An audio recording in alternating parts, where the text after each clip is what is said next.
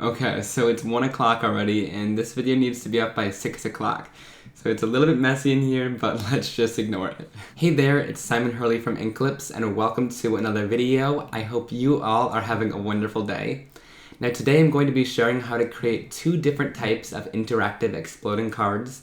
One using just a piece of cardstock, and one using some die cuts to adhere it all together and create some really unique effects. So without further ado, let's turn down to my work surface and get started on the cards. Alright, so for today's video, I had to do a lot of coloring for the cards.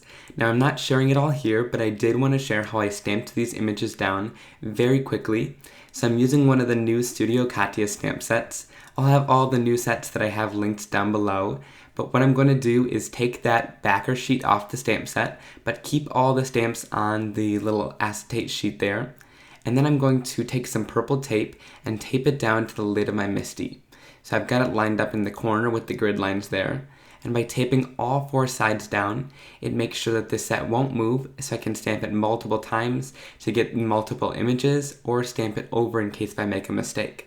So this can be super helpful to stamp images down very quickly if you're wanting to go color and want lots of images to color in. Or if you're going to go on vacation, you can stamp a bunch of different sets like this. That way you can save space and just have the paper with all the images stamped. And then you can come back with all your fun colored images and create cards with all of them. So I just thought that would be a fun tip to share. So like I said, I'm not sharing the coloring for any of these images here, but I did do a full live stream yesterday on how I colored all these images in detail, so you guys can get the full scoop over there. I don't share much about coloring on my channel, so by doing that live stream yesterday, you guys got to ask a bunch of questions, and I got to share a lot of different tips on how I color with Copics and colored pencils. So be sure to check that out if you're interested in the full coloring tutorial, but I wanted to make this video quicker, so I skipped all that coloring today. So starting off with this first card here, I'm going to share how to create the front of the card, and then I'll share how to create that exploding insert on the inside. So for the background, I'm starting off with the brushstrokes wave stencil, and I'm going to tape my 4 1/4 by 4 1/4 piece of cardstock onto the back of that stencil, and then I'm going to start my ink blending here. So I'm just using a variety of different blues and greens of distress oxides to create this fun little wave background. And I'm not going all the way to the edge, I'm mainly just focusing the color kind of around the center, and that way it really highlights the area where the stingray is going to be. So I added that color in there, and I didn't want to do it too dark, so I kept it pretty light-handed. And when you're blending with this wave stencil here, there's lots of intricate portions, so you just want to follow the way that the waves go, so you don't peel up and kind of ruin the stencil there. So then I'll lift that stencil right off the surface, and I didn't want those really distinct wave marks, so instead of just having one row of waves there, I moved the stencil just a little bit, and then I'm going to go back in with just some of that excess ink that was on my blending tool, and I'm going to blend that in. So I'm going to keep moving my stencil around and doing that until I get enough waves that I'm really loving the background and how it turns out. So I really wanted to fill up that whole thing with nice different waves there. So then I'm going to go in with my spray bottle and spray this just a couple times to react to those distress oxide inks. I find it makes it a little bit brighter. And for the card base, I'm using 4 1/2 by 4 1/2. I usually don't do square cards, but it lends itself really nicely to the insert. So I added on my background there and the little stingray, and then I'll stamp the little birthday fish's sentiment right next to that little guy. And to finish off the front of this card, I'm using some of these new iridescent bubbles from Studio Katia, and I'll just dump some of these out onto the surface, but I wanted to share how I added them onto the card. So instead of adhering them right away and not really knowing if I'm going to like the placement, I make sure that I place them all together. I tend to do it in groups of 3 since that's pleasing to the eye, and I'll do it in little triangles. So I added them on top and below the stingray, and then I can go in with my collage medium matte and adhere them down. So this just really ensures that I know that I will love the placement of these before I add them down. So now moving on to the inside of the card, I'm going to show you how to make this little explosion portion with this really fun interactive folds. So I'm going to take an 8 1/2 by 8 1/2 square piece of cardstock, and this is thinner than the regular 110 pound that I use to keep it nice and thin because this is going on the inside of the card. So I'll score that and crease it diagonally. With every fold that I'm doing, you want to make sure you score it super nicely to make sure that every fold is super crisp. and then I'll turn that diagonal and do another diagonal fold there. So this creates like a little X in the center of the cardstock. That's what you want to see when you open it up, and that's how you know you've done those folds right. So after I'm done with those two folds, I'll unfold the piece of cardstock again, and then I'm going to fold just in half. So just fold this right in half, and that'll create a crease right in between two of those triangles on either side. So I'm scoring just this half, and I'm not going to fold the other side in half. So just this one, and then once I'm done with that, I'll open the piece of cardstock back up, and then we have a little X with a little line through it there.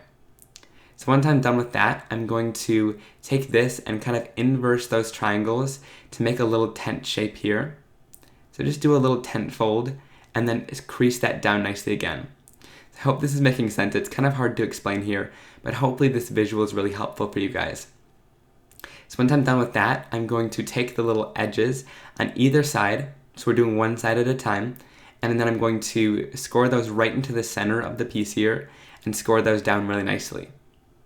So then once I'm done scoring both of these little triangles onto the inside there and making that crease, I'll flip it over and do the same to the other side.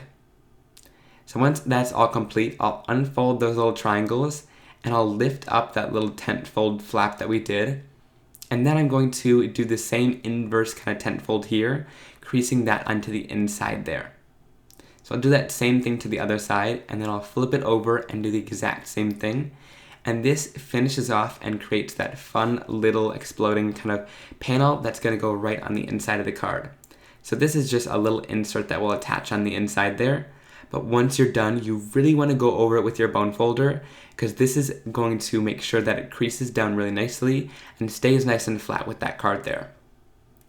But this creates that fun little exploding panel, and you can kind of play around with different sizes of papers to create different size cards with this. So here is how it opens up there. You can see that fun little area, and there's lots of room inside there to add little images and a little sentiment and handwritten note as well. So since this is going to be opened and closed a lot, you want to make sure that instead of using just tape runner, I'm going to go in with Suquang Be Creative tape. And this is a really strong double-sided adhesive, so this will really hold up to any opening and closing or harshness that it kind of gets. So I'll peel off the backings of that adhesive, and then I'll open up that card and center it up in that panel on the bottom there. So once that's all centered down, I'm leaving a little bit of room from that fold, and then I'll crease that top of the card down there.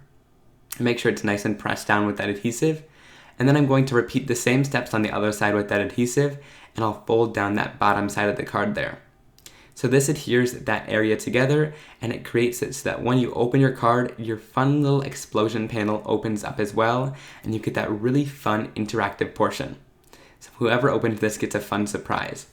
So I stamped down a sentiment that says, "It's your day to celebrate, enjoy, and have fun," which completed off the little inside there.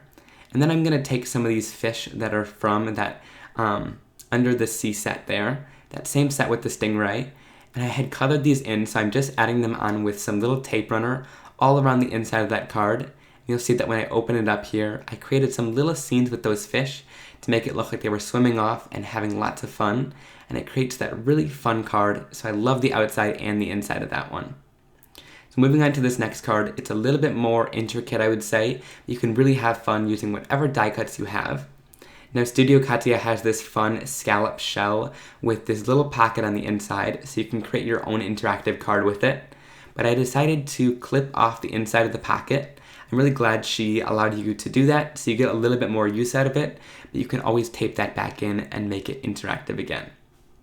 So with those shells, I cut them out of kind of an ivory colored paper here, and I'm just going to go in and ink them up a little bit with some Distress Oxide ink.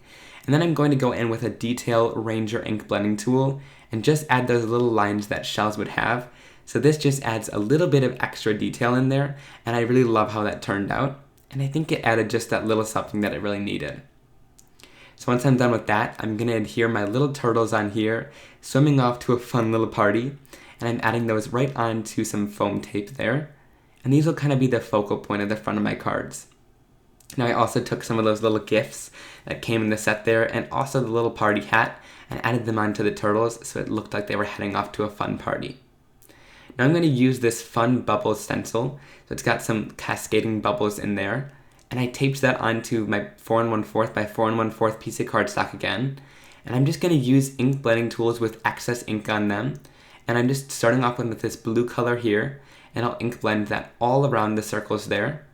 And then I'm going to show you how to use this stencil a little bit more. So I'll peel up that stencil there. I'll rotate it once. And this makes it so that I moved the bubbles just a little bit. And you get a completely different pattern there. So you can keep rotating it 4 times and get 4 different colors of ink. You'll see me do that here. So after I've got that portion adhered again, I'll go in with this red color. And again, this is just excess ink. I didn't want it too dark. I wanted it to look light, like little bubbles there. So this is really fun. I just ink blended that onto the surface there. And then I'll lift that off after I have those red circles, flip it one more time, and then I'll do it with orange ink too. So I only did it with 3 colors here. I didn't want it to be too busy, and I found that just by rotating the stencil, you get a really awesome and fun effect. And I'm super glad that she made it this way, where it's not like a repeating pattern where it's all the same. When you rotate it, you got different bubbles each time, which makes it look super cool once you layer it up and add a bunch of different colors there. So with this background, I sprayed it too to make those colors a little bit brighter. I didn't show that on camera here, but I really love how that fun background turned out. Now for the sentiment, I did the Let's Celebrate sentiment, and I heat embossed that with white on black cardstock. And then I'll heat that up really nicely for that crisp sentiment. And then I hand cut that out, and I added little banner edges to finish it off and added some details there. Now this inside card here took me a while to figure out, but I'll share how I did it here really easily with some of these die cuts. So false alarm, you're only going to need 4 die cuts here. I have 6, I think, or yeah, 6 cut out here. But I'm only going to be using 4 of these to create the inside of the card. And I'm just going to do the same ink blending that I did on the front of the card with these. So once that's all complete, I'm first stamping off the sentiment that says wishing you a year of joy and friendship. This is from a different fun birthday sentiment set. I'll have that linked below too as well. But I'm just going to take that little shell first and adhere that onto the bottom panel of the card. And I'm just doing this right away to make sure that it's nice and on there with that sentiment. And I'm leaving it just a little bit away from the fold so that it still has room to fold down. I'll add that top shell on too, again leaving a little bit of a gap to make sure that it folds nicely. So now with the next shell, these are going to make my side flaps. So I'm going to do this twice, but I'm folding the shell in half, and then I'll fold each side diagonally in half again. So that'll create a little diagonal fold there, and kind of making little triangles. And again, on each fold, I'm going down with my Teflon bone folder to make sure you get really nice creases, because this will make sure that that card folds nice and flat. So after doing that on both sides, I'm folding one more time. This time I'm just going to fold one of those little ridges. So I'm not folding halfway, I'm just folding one of those little ridges upward. And I'll do the same on the other side. And this just gives a little bit of an area to stick to the card and add adhesive to. So I know this can kind of be confusing. Maybe you want to watch it over a couple times. It took me a while to figure this out, but once I got it, I was really excited. So after I'm done with that, I added some Be Creative tape on both of those little edges there, and it takes a little while to get lined up, but I left a little bit of room on the outside of the shell there, not too much, just enough room so that when this folds over, it doesn't go outside of the card there. So I'll add that down, and then I'll fold down the card to adhere the rest of it together. And then when you lift it up, you get those fun shells with that 3D kind of exploding image. And you can really try this with many symmetrical dies. I think it'll work really nicely. You just kind of have to play around with how you fold them down to make them explode out like that. Now I'm using some of these balloons from the KOBI Baron Gifts. I didn't get to use that little bear, but I used his little balloons in here to add those onto this little shell to make it kind of pop up and add some more interest here. And I added those little presents down too from the little turtle set. And I added those down for just a little bit of extra detail on the inside there. So here's a close-up look at these cards. I love the front with those little turtles, and that inside is super fun. I'm so glad I got those die cuts to work. I was just about to give up, but I'm so glad that the little 3D exploding card works really nicely, and I hope you guys will give it a try. Alright, so what'd you guys think? I hope you really enjoyed that video. If you did, please give it a big thumbs up, and don't forget to click that subscribe button down below. And if you click that little bell icon next to the subscribe button, it'll make sure you get all the notifications for when I post a new card making and crafting video. Thanks for stopping by, and I hope to see you all very soon for another card making and crafting video. Roll the outro. Psh.